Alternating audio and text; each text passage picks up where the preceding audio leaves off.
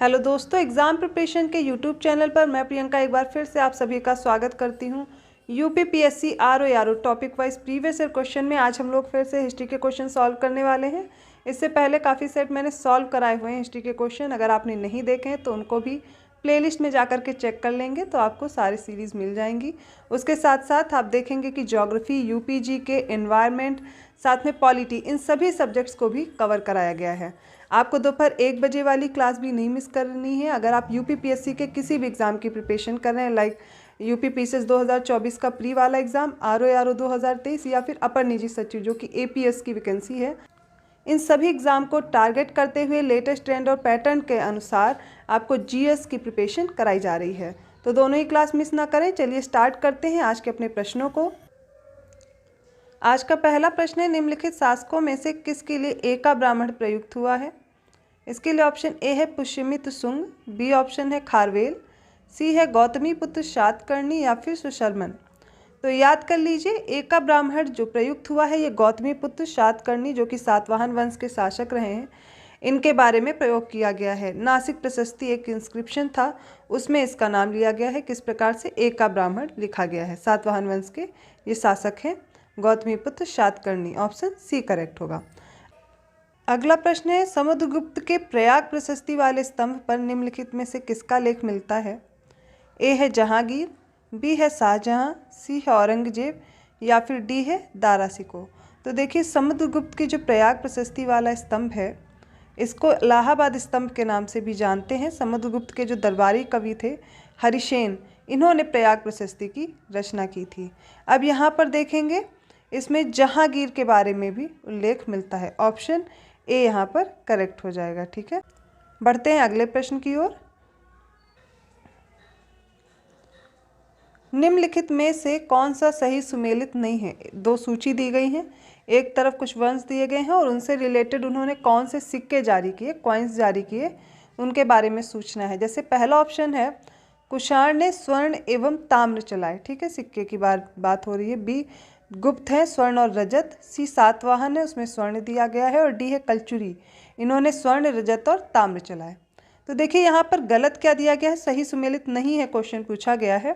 Option C correct होगा, क्योंकि सातवाहन यहाँ पर इनकरेक्ट है। सातवाहन राजाओं ने चांदी, तांबे, सीसे, पोटीन और कांसे के सिक्के चलाए थे, स्वर्ण के नहीं चलाए थे। यहाँ पर ऑप्शन सी करेक्ट हो जाएगा। अगला प्रश्न है, निम्नलिखित में से किसका शिखर द्रविड़ शैली से बना हुआ है? ए है भीतरगांव, ठीक है, बी है ग्वालियर का तेली मंदिर, सी है कंदरिया महादेव का मंदिर और डी है औसिया मंदिर। इसका सही उत्तर हो जाएगा ऑप्शन बी, ग्वालियर का तेली मंदिर। ये जो मंदिर है, ये उत्तर भारत का एकमात्र मंदिर है जो द्रविड़ वास्तुकला में बनाया गया है। ठीक है, तो ग्वालियर का तेली मंदिर आपको याद रखना है। यह किस प्रकार का है? द्रविड़ शैली में इसका शिखर बना हुआ है। देखिए, भीतरगांव मंदिर उत्तर प्रदेश में स्थित है। कंदरिया महादेव मंदिर ये मध्य प्रदेश के खजुराहो में, दोनों नागर शैली पर आधारित है। और जो औसिया मंदिर है, ये जैन मंदिर है एक प्रकार का, राजस्थान के जोधपुर जिले में है। ठीक है, तो ये कुछ बातें हो गई इन सभी ऑप्शन के बारे में। बढ़ते हैं अगले प्रश्न की ओर। निम्नलिखित में से कौन सी इल्तुतमिश के राज्यकाल में सल्तनत की राजधानी थी? ए है आगरा, बी है लाहौर, सी है बदायूं, डी है दिल्ली। तो इल्तुतमिश के राज्यकाल में जो सल्तनत की राजधानी थी वो दिल्ली हो गई थी। तो ऑप्शन डी करेक्ट होगा।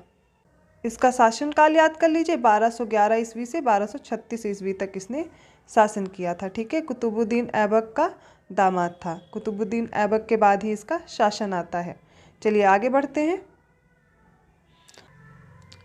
अगला प्रश्न है, निम्नलिखित में से कौन राजा मोहम्मद गोरी द्वारा चंदावर के युद्ध में पराजित किया गया था? ए है पृथ्वीराज चौहान, बी है जयचंद, सी है कुमारपाल, डी है भीम सेकंड। देखिए, ये जो युद्ध होता है 1194 में होता है, चंदावर का युद्ध 1194 में मोहम्मद गोरी और जयचंद के बीच होता है, जिसमें जयचंद की हार हो जाती है। तो ये याद रखना है। अब आप लोग कमेंट करके बताएंगे कि मोहम्मद गोरी और पृथ्वीराज चौहान के बीच कौन कौन से युद्ध हुए थे और उसमें कौन विजयी रहा। मैं पढ़ा चुकी हूँ। अगला प्रश्न है, निम्नलिखित में से किस परिवार ने सर्वप्रथम अकबर के साथ वैवाहिक संबंध स्थापित किया था? ए है राठौर, बी है सिसोदिया, सी है कछवाहा, डी है चौहान। इसका सही उत्तर हो जाएगा ऑप्शन सी, कछवाहा वंश ने।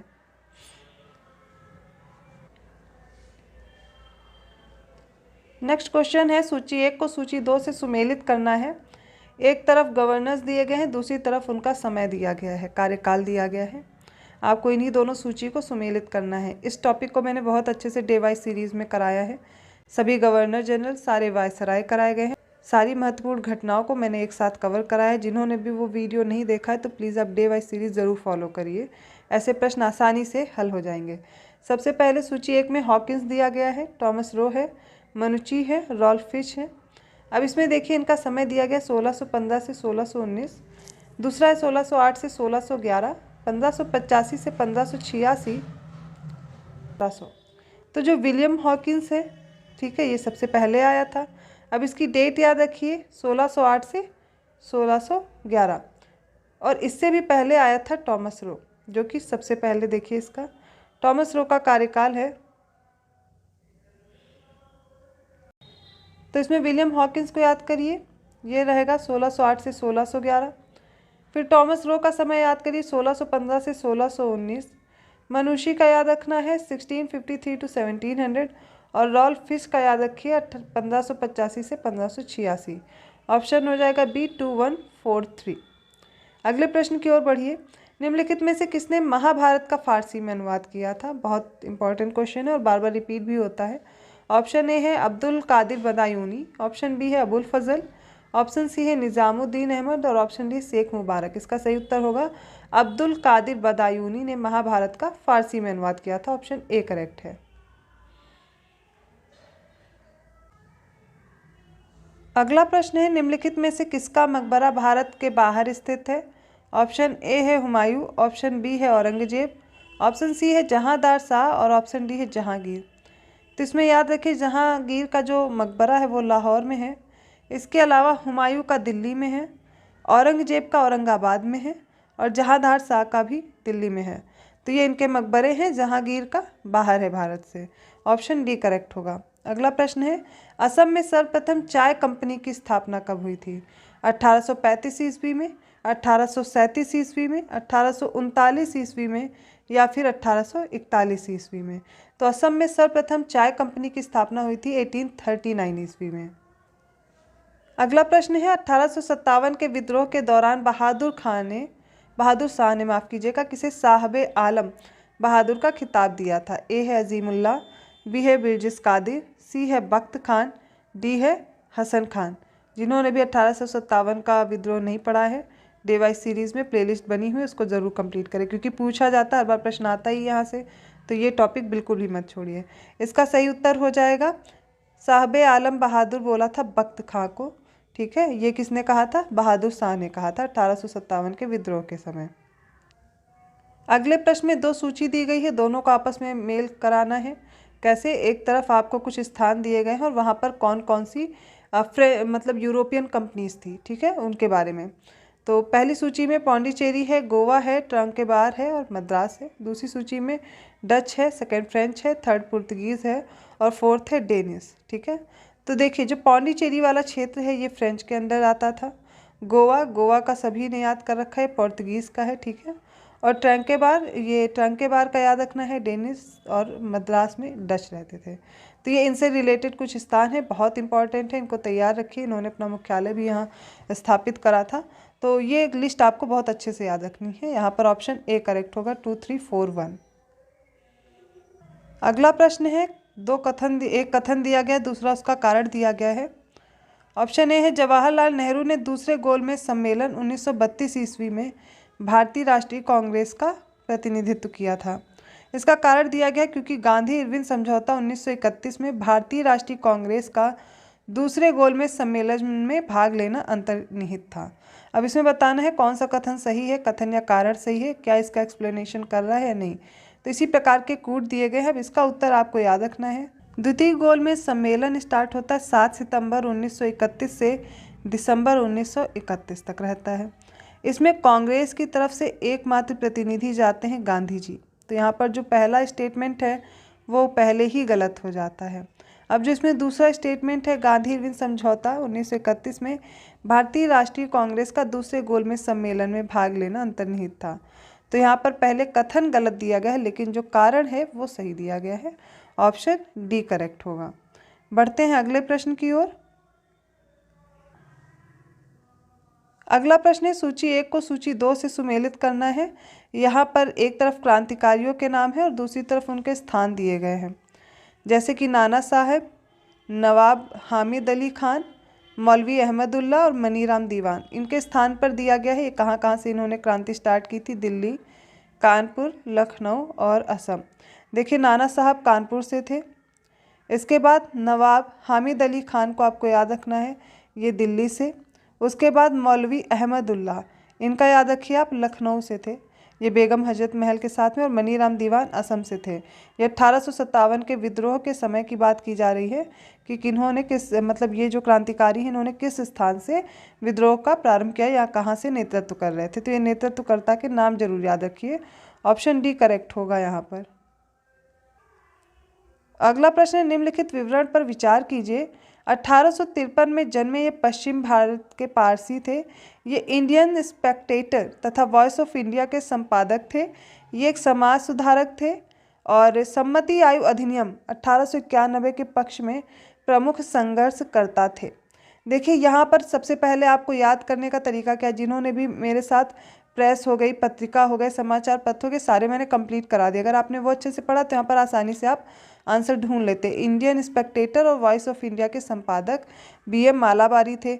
अब इन्होंने किस में देखिए संघर्ष किया था, जो सम्मति आयु अधिनियम 1891 में था।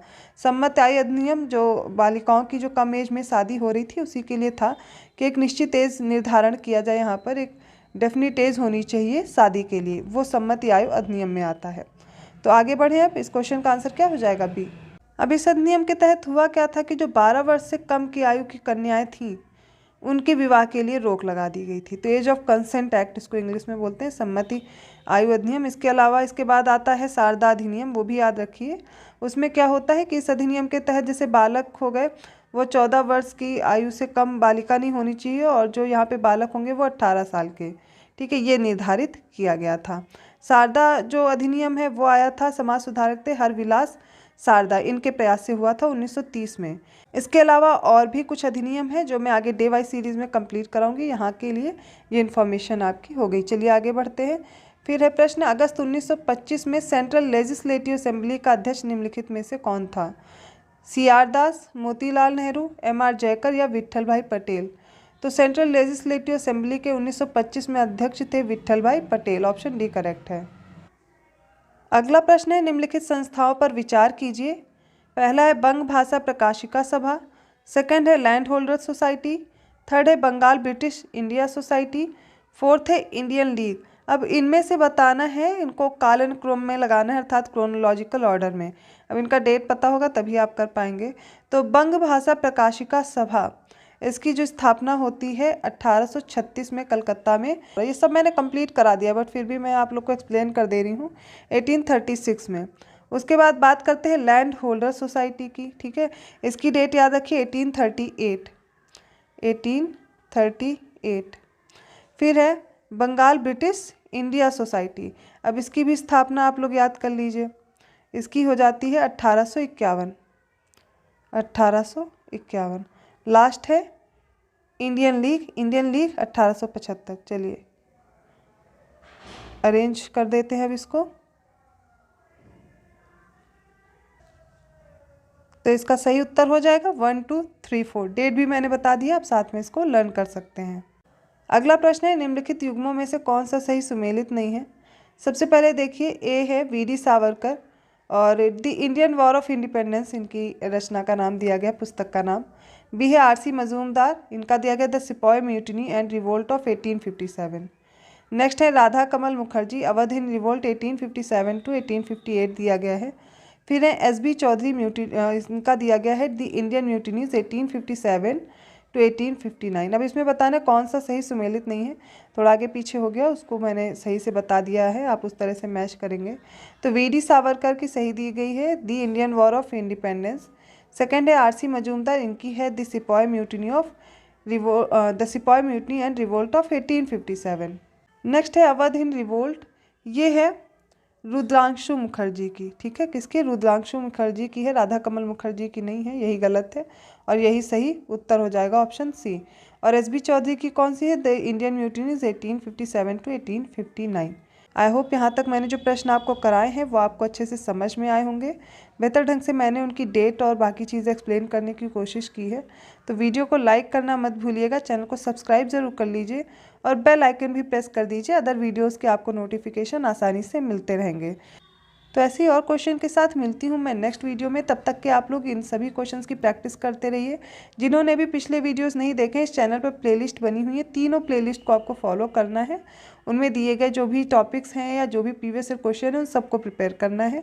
साथ में दोपहर 1 बजे वाली डे वाइज सीरीज़ बिल्कुल भी मिस ना करें। अगर आपने वो प्रिपेयर किया है तो यहाँ पर जो भी प्रश्न मैं करा रही हूँ वो आसानी से हल हो जाएंगे। तो अच्छे से पढ़ते रहिए, अपनी प्रिपरेशन बेहतर ढंग से करते रहिए। मिलते हैं अगली क्लास में। धन्यवाद।